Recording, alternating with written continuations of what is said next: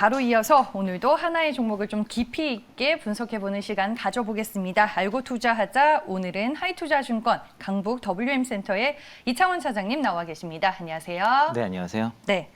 아니 먼저 대주전자재료 네. 박수로 시작을 해야 될 것 같아요. 네. 8월 25일에 네. 이 시간을 통해서 이제 소개를 해주셨는데 목표 주가 뭐 당연히 넘었고 최고가 기준으로 수익률이 무려 지금 43%에 달합니다, 차장님. 네, 1차 목표 주가 네. 65,000원 달성했고요. 2차는 달성 못했습니다. 79,000원까지 갔으니까 네. 2차 8만 원이었는데 거긴 못 갔는데 그러니까 제가 투자 포인트는 그 급속 충전에는 실리콘 공급재가 반드시 필요하고 거기에 대한 성장성에 대해서 이제 미래 실적 추정까지 했었는데요.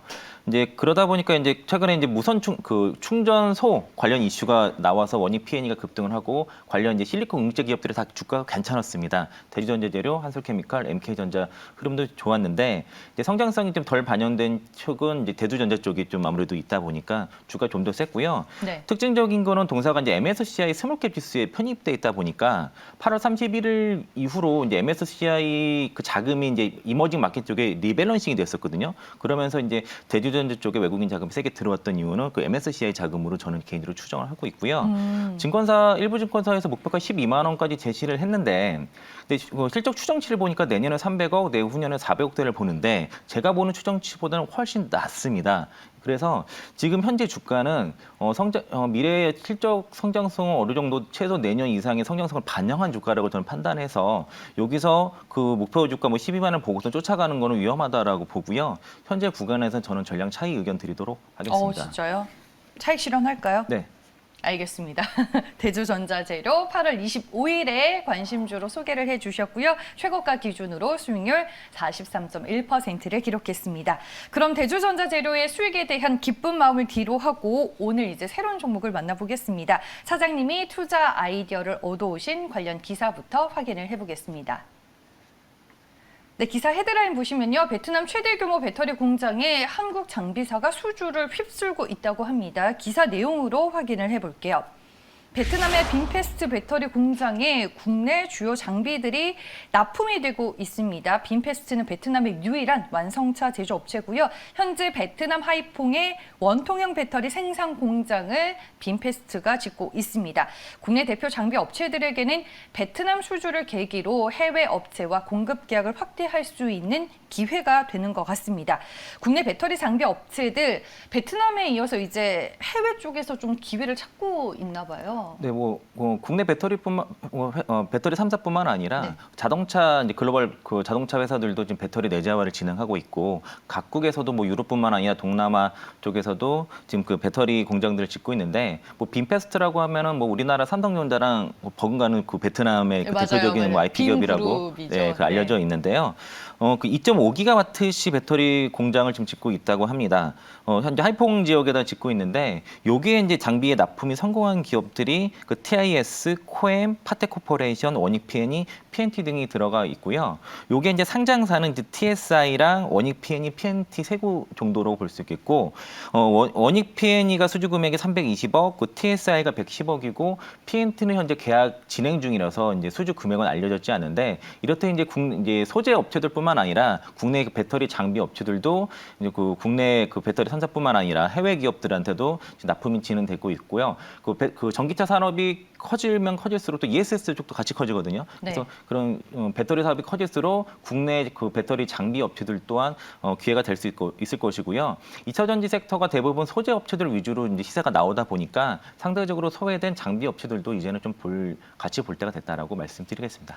알겠습니다. 뭐 소재와 장비 좀 주가 측면에서도 계리율이 조금 존재하는 것 같은데 저희가 오늘 ช็코너에서는 2차 전지 소재 쪽을 했거든요. 오늘 알투자에서는 장비 쪽으로 공부가 될 것 같습니다. 그럼 2차 전지 장비 관련주들 시장의 대표적인 종목들 어떤 것들이 있는지 분류를 해보겠습니다. 뭐 기사에 나와 있는 세 개의 상장사도 있었습니다. TSI와 원익 P&E, PNT 그리고 그 외에 코인테크나 CIS, V원텍 등등 대표적으로 2차 전지 이 장비 관련주라고 볼 수 있을 텐데 오늘 이제 그러면 이 8개의 종목 가운데 차장님께서 픽하신 종목이 궁금합니다. 일단 기사에도 3개의 종목에 대해 힌트가 좀 있기는 했었는데 어떤 종목일까요? 현재 8개 계약 가운데. 체결 중인 그 PNT 말씀드리겠고요. 아, PNT요. 예, 그러니까 선정한 이유는 이제 그 증권사 컨센서스 그러니까 리포트가 좀 있거나 그리고 그 이전에 이제 실적이 꾸준하게 성장하고 그리고 밸류에이션 싼 종목을 좀 봤는데 그 저 8개 회사 중에서 현재 밸류에이션 가장 싼 게 PNT라고 좀 보여집니다. 현재 올해 실적 기준으로 PI 12배 정도니까 장비 쪽에서는 유독 좀 싸다고 좀 볼 수 있겠고요. 동사는 이제 그 롤토롤 기술을 바탕으로 해서 2차 전지 소재랑 그리고 IT용 소재를 생산하는 장비를 주로 좀 만드는데 2차 전지 쪽에서는 양극, 음극, 분리막 소재를 주로 만들고 그리고 코팅 및 건조하는 코팅 장비 그리고 압축하는 프레스 장비, 절단을 해주는 그 뭐 슬리터 장비 그리고 전국 공정 다음에 들어가는 조립 공정에 들어가는 그 노친 장비를 주로 생산하고 있고요. 우리가 많이 알고 있는 동박 장비도 동사가 이제 주로 하고 있고 광학 필름이라든가 PCI 필름 소재를 생산하는 장비도 같이 하고 있습니다. 2차 전지 사업부랑 소재 사업부가 주로 이제 동사 매출의 거의 90% 이상을 좀 차지하고 있고 주요 고객사는 국내 배터리 3사와 그리고 SKC 자회사인 SK 넥실리스 그리고 프랑스 최대 배터리 회사인 사프트도 공소가 이제 고객사로 추가가 됐고 또 SK 이노베이션 같은 경우에는 그 분리막 그 전국 공정 장비를 동사가 납품하고 있고요. 아까 말씀드린 SK 넥실리스에는 그 동박 장비를 동사가 이제 독점 납품을 하고 있고 최근에는 고려 아이언이라든가 얼마 전에 이제 기사화 좀 됐는데 중국 업체에도 좀 동박 장비가 좀 들어가서 동박 장비 쪽에 매출이 좀 확장되고 있고 고객사도 늘고 있다는 거고요. 코팅 장비 쪽에서는 특징적인 거는 그 LG전자라든가 삼성전기, 3M, 두산 등도 동사가 이제 고객사를 가지고 있어서 그 FP12라든가 MLCC 장비 쪽도 동사가 매출이 좀 늘려나가는 그런 추세에 있고 경쟁사로는 전국 공정 장비 쪽에서는 국내 대표적인 뭐 CIS라든가 롤토롤 장비 쪽에서는 일본의 이제 도레이라든가 히라노 같은 기업들이 경쟁사인데 그 롤토롤 장비 같은 경우에는 시라이라든가 도레이 같은 일본 업체들 독점하던 그 시장을 동사가 이제 2009년에 국산화 성공하면서 롤토롤 장비 쪽에서는 국내 시장 점유율 50% 그리고 2차 전지 쪽에서는 시장 점유율 그 40% 이상을 차지할 정도로 국내 2차 전지 장비 쪽에서는 뭐 1위 업체라고 좀 볼 수 있겠고요. 투자 포인트를 핵심적인 거는 계속 롤토롤이라는 말씀드렸는데 이 동사가 이 롤토롤에 대한 기술에 대한 해자를 가지고 있다고 볼 수 있겠습니다. 이 롤토롤에 들어가는 그 바꿈 컨트롤 테크니라는 기술에 대해서 공사가 해자를 갖고 있는데요. 이게 롤토롤 방식으로 아까 말씀드린 2차 전지 장비를 제조를 한다고 말씀을 좀 드렸는데 이게 어떤 거냐면은 동박이라든가 얇은 그런 물질을 이렇게 피죠. 피고서 그 위에 이제 전극한 물질을 얇게 도포를 하고 이거를 코팅 건조를 하고요. 롤과 롤 사이에 일정하게 펴주는 균일하게 펴지는 그런 프레스 장비를 동사가 주로 하는 건데 이 부분에 대해서 그 특허를 상당히 가지고 있고요. 2차 전지 쪽에서만 특허 29건, 동박에서만 11건을 갖고 있고 관련 특허만 총 134개 정도 보유할 정도로 상당히 기술력을 가지고 있습니다. 그러니까 이 롤토롤 장비 자체가 워낙 기술 난이도가 높아서 다른 곳에서 쉽게 진입할 수 없는 그런 상태고 롤토롤 쪽은 국내에서는 PNT 독점이라고 말씀 좀 드리겠고요. 또 이제 동사가 이제 그 토탈 솔루션 서비스라고 해서 단순히 장비라든가 설비만 납품하는 것이 아니라 개발 단계부터 양산 단계까지 그 토탈 솔루션 서비스를 제공을 하고 최적의 제품을 생산할 수 있는 공장 상태라든가 그 작업 환경까지도 그 다 컨설팅을 다 진행을 하고요. 또 생산에 들어가는 부자재라든가 어떤 그런 기술에 대한 노하우가 다 전수함으로써 수주를 상당히 넓혀가고 있고 이런 바탕으로 해서 지난 2분기 수주 잔고가 6,044억 정도 나왔습니다. 1분기 때 5,004억이니까 1,040억을 증가를 했지만은 매출액이 931억이 발생한 거를 감안을 하면은 실제 수주 잔고는 1분기 만에 1,971억이 증가를 한 것이고요. 2차 전지 쪽의 수주 잔고가 대략 4천억 정도, 3,966억, 그리고 동박이 포함된 소재 사업부의 그 수주 잔고가 2,063억으로 이제 그 사업 보고서에 기재가 되어 있고 이러한 그 수주 잔고를 감안을 했을 때 리드타임 1년을 감안을 하게 되면은 내년 매출은 5,500억이 넘을 수 있다는 그 KTB 투자증권의 분석이 있었고요. 보통 동사가 2분기 이후에 수주 잔고가 그 다음에 매출액으로 연결되는 동향을 보였기 때문에 저는 개인적으로 내년 매출액이 6천억이 넘어갈 거라고 일단 그렇게 보고 있고 아마 동사가 그 영업이익률 그 가이던스가 대략 15% 정도 좀 되고 있고 실제 1분기랑 2분기 합쳐서 15% 정도 나왔고요. 2분기 때 영업이익률이 20% 넘어갔습니다. 특히 이제 미국 쪽의 수주가 급격하게 좀 늘고 있고 유럽 쪽으로도 나가고 있어서 그러니까 그 마진율이 높은 쪽에서의 좀 수주가 늘고 있기 때문에 저가 수주가 지금 안 되고 있다라고 좀 볼 수 있겠고요.